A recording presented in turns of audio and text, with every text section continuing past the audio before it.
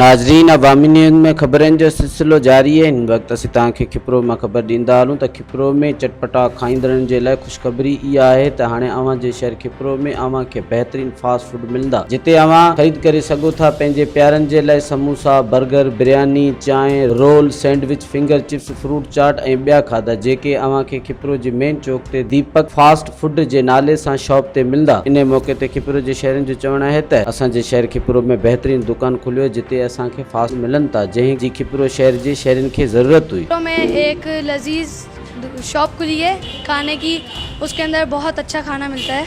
क्या क्या आइटम है यहाँ? नगेट्स हैं और लेग पीस है,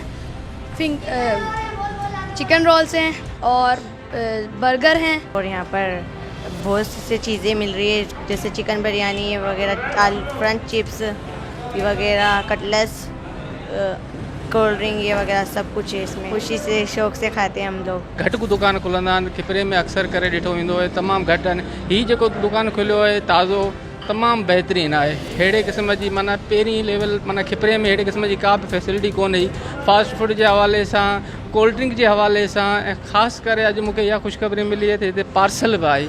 इन करे पार्सल वारा साईं वारा शुरू कंदा आहिनि। बहितरीनु आहे, होम डिलीवरी आहे, होम डिलीवरी घर टू घर माना पुॼाईंदा। हीअ माना तमामु बहितरीनु आहे खिपरो वासियुनि लाइ।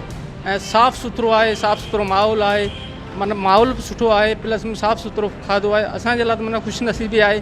मज़ीद खबरों और तफसीलात के लिए विजिट करें हमारी वेबसाइट www.awamiNewsHD.com।